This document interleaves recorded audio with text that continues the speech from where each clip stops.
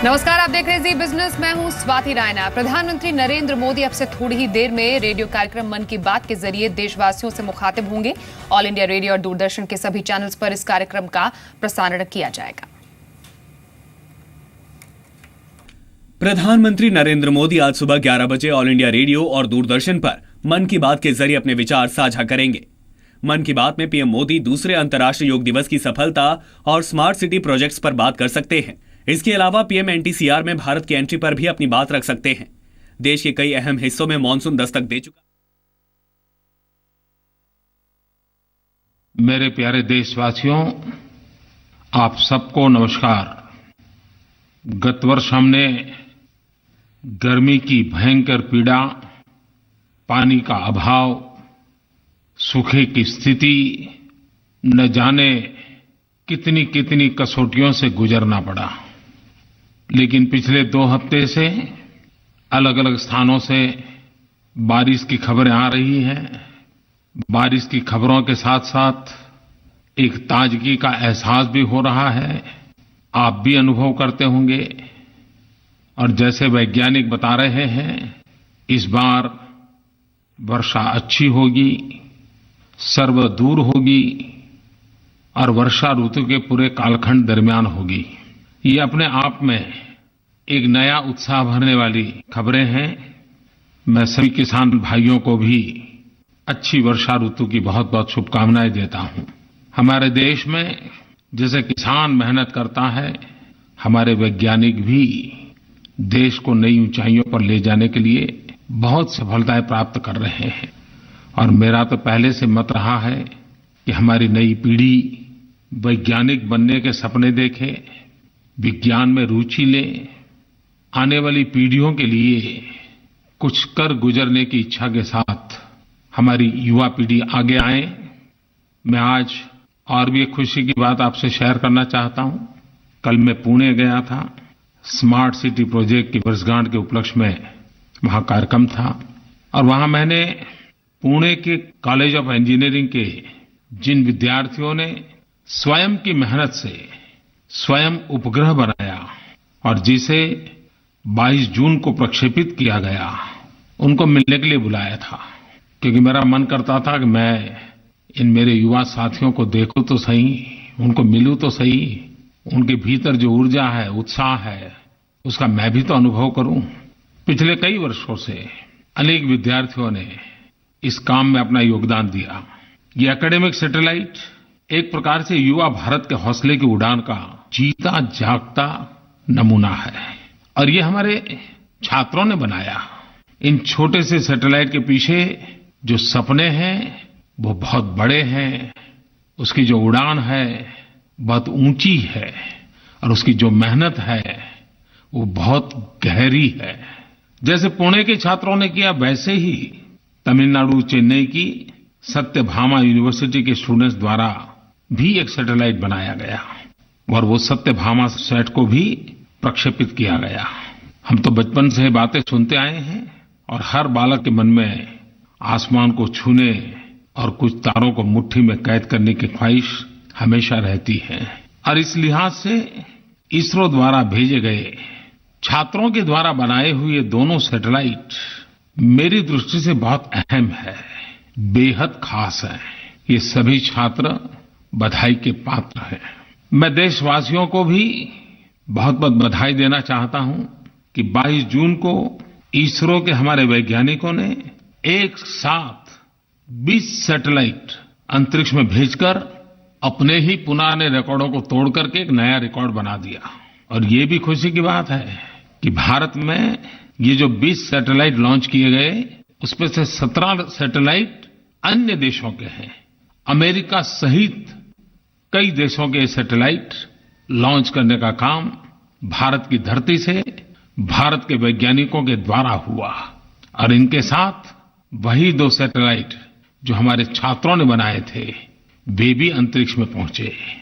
और ये भी विशेषता है कि इसरो ने कम लागत और सफलता की गारंटी के चलते दुनिया में खास जगह बना ली है और इसके कारण विश्व के कई देश लॉन्चिंग के लिए आज भारत की तरफ नजर कर रहे हैं।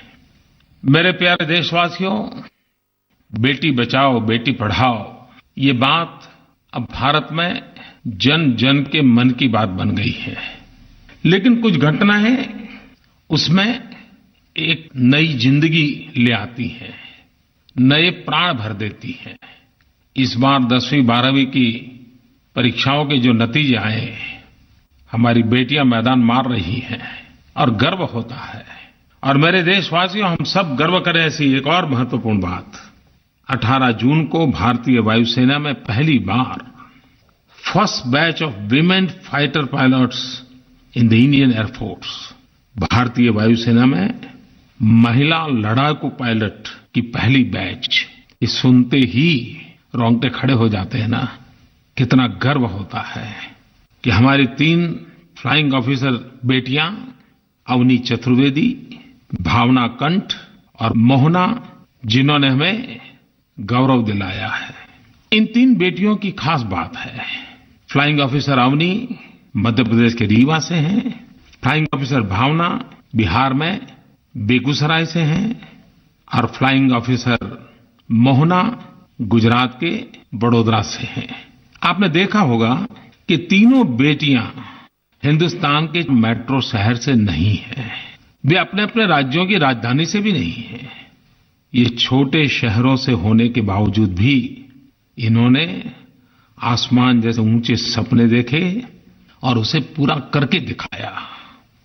मैं अवनी, मोहना, भावना, इन तीनों बेटियों को और उनके माँ बाप को भी हृदय से बहुत बहुत शुभकामनाएं देता हूं। मेरे प्यारे देशवासियों, कुछ दिन पूर्व पूरे विश्व ने 21 जून को अंतर्राष्ट्रीय योगा दिवस की वर्षगांठ पर भव्य कार्यक्रम किए। एक भारतीय के नाते पूरा विश्व जब योगा से जुड़ता है तब हम एहसास करते हैं जैसे दुनिया हमारे कल, आज और कल से जुड़ रही है। विश्व के साथ हमारा एक अनोखा नाता बन रहा है। भारत में भी 1 लाख से अधिक स्थानों पर बहुत उमंग और उत्साह के साथ, भांति भांति के रंग रूप के साथ, रंगारंग माहौल में अंतर्राष्ट्रीय योग पर्व मनाया गया। मुझे भी चंडीगढ़ में हजारों योग प्रेमियों के साथ उनके बीच योग करने का अवसर मिला। अबाल वृद्ध सबका उत्साह देखने लायक था। आपने देखा होगा पिछले सप्ताह भारत सरकार ने इस अंतर्राष्ट्रीय योगा पर्व के निमित्त ही सूर्य नमस्कार की डाक टिकट भी जारी की है। इस बार विश्व में योगा डे के साथ साथ 2 चीजों पर लोगों का विशेष ध्यान गया। एक तो अमेरिका के न्यूयॉर्क शहर में जहां संयुक्त राष्ट्र संघ का बिल्डिंग है, उस बिल्डिंग के ऊपर योगासन की भिन्न भिन्न कृतियों का विशेष प्रोजेक्शन किया गया और वहां आते जाते लोग उसकी फोटो लेते रहते थे और दुनिया भर में वो फोटो प्रचलित हो गई। ये बातें किस भारतीय को गौरव नहीं दिलाएगी, बताइए ना। और भी एक बात हुई, टेक्नोलॉजी अपना काम कर रही है, सोशल मीडिया की अपनी एक पहचान बन गई है। और इस बार योगा में ट्विटर ने योगा इमोजी के साथ सेलिब्रेशन का एक हल्का फुल्का प्रयोग भी किया। #योगा डे टाइप करते ही योगा वाले इमोजी का चित्र हमारे मोबाइल फोन पर आ जाता था और दुनिया भर में वो प्रचलित हो गया। योग का मतलब ही होता है जोड़ना। योग में पूरे जगत को जोड़ने की ताकत है। बस जरूरत है हम योग से जुड़ जाएं। मध्य प्रदेश के सतना से स्वाति श्रीवास्तव ने इस योगा दिवस के बाद मुझे एक टेलीफोन किया और उसने मुझे एक मैसेज दिया है आप सबके लिए, लेकिन लगता है शायद वो ज्यादा मेरे लिए है। मैं चाहती हूँ कि मेरा पूरा देश स्वस्थ रहे, उसका एक भी गरीब व्यक्ति निरोग रहे। इसके लिए मैं चाहती हूँ कि दूरदर्शन में हर एक सीरियल के इतने सारे ऐड आते हैं, उसमें से किसी एक ऐड में वो योग के बारे में बताएं, उससे कैसे करते हैं, उसके क्या लाभ होते हैं। मैं ये चाहती हूँ कि हमारा पूरा भारत देश निरोग रहे। स्वाति जी, आपका सुधार तो अच्छा है, लेकिन अगर आप थोड़ा ध्यान से देखोगे तो आपके ध्यान में आएगा न सिर्फ दूरदर्शन इन दिनों भारत और भारत बाहर टीवी मीडिया के जगत में प्रतिदिन योगा के प्रचार में भारत की और दुनिया की सभी टीवी चैनल कोई न कोई अपना योगदान दे रही है। हर एक के अलग अलग समय है, लेकिन अगर आप ध्यान से देखोगी तो योगा के विषय में जानकारी पाने के लिए ये सब हो ही रहा है। और मैंने तो देखा है दुनिया के कुछ देश ऐसे हैं कि जहां 24 घंटे योगा को समर्पित चैनल भी चलती है। और आपको पता होगा कि मैंने जून महीने में यह अंतर्राष्ट्रीय योगा दिवस निमित्त प्रतिदिन ट्विटर और फेसबुक के माध्यम से हर दिन एक नए आसन का वीडियो शेयर करता था। अगर आप आयुष मंत्रालय की वेबसाइट पर जाएंगे तो ये 40-45 मिनट का एक के बाद एक शरीर के भिन्न भिन्न अंगों के लिए किस प्रकार के योग कर सकते हैं, हर आयु के लोग कर सकते हैं, ऐसे सरल योगा का एक अच्छा वीडियो वेबसाइट पर उपलब्ध है। मैं आपको भी और आपके माध्यम से सभी योग के जिज्ञासुओं को कहूंगा कि वे जरूर इसके साथ जुड़े। मैंने इस बार एक आह्वान किया है कि जब हम कहते हैं कि योग ये रोग मुक्ति का माध्यम है, तो क्यों न हम सब मिल करके जितने भी स्कूल ऑफ थॉट्स है योगा के संबंध में, हर एक के अपने अपने तरीके हैं, हर एक के अपने अपनी प्रायोरिटीज हैं, हर एक के अपने अलग अलग अनुभव हैं, लेकिन सबका अंतिम लक्ष्य एक है। मैं जितने प्रकार की योग की विधाएं चल रही हैं, जितने प्रकार की योग की इंस्टीट्यूशन चल रही है, जितने प्रकार की योग गुरु हैं, सबसे मैंने आग्रह किया है कि क्या हम पूरा ये वर्ष मधुमेह के खिलाफ, डायबिटीज के खिलाफ योग के द्वारा एक सफल अभियान चला सकते हैं क्या योग से डायबिटीज को कंट्रोल किया जा सकता है? कुछ लोगों को उसमें सफलता मिली है। हर एक ने अपने अपने तरीके से रास्ते खोजे हैं।